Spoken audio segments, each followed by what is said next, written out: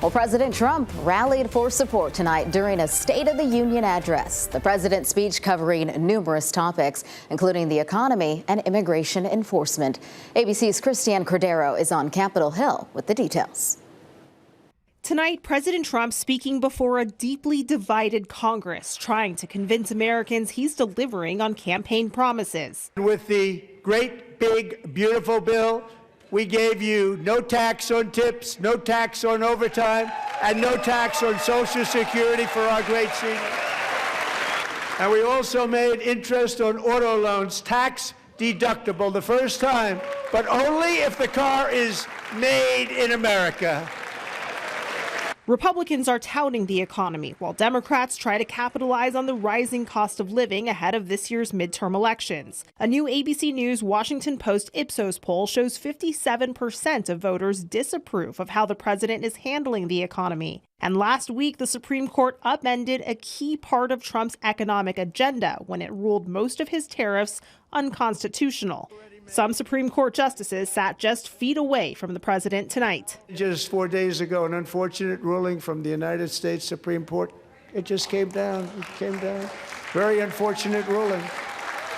Among the invited guests in attendance, Erica Kirk and the Olympic-winning U.S. men's hockey team.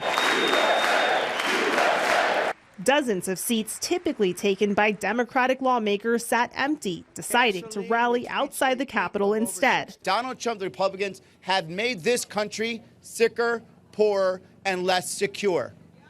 Millions of Americans right now are without health care. The poorest of our country are trying to figure out how to make ends meet and how to pay for that grocery bill because they needed an extra $1 billion for their billionaire friends. Many of the Democrats who chose to attend said they did so in silent defiance.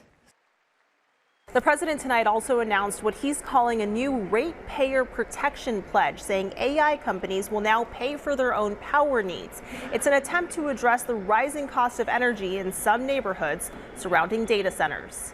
Christiane Cordero, ABC News, Capitol Hill. Virginia Governor Abigail Spanberger delivered the Democratic Party's rebuttal to President Trump's State of the Union. Governor Spanberger focused on a number of themes in her speech, including affordability. She said costs are too high for Americans who are paying the price for the president's, quote, reckless trade policies, saying families, small businesses and farmers are hurting. Spanberger also criticized the Trump administration's immigration enforcement activity, saying the immigration system needs to be fixed, but not at the expense of, quote, terrorizing Americans.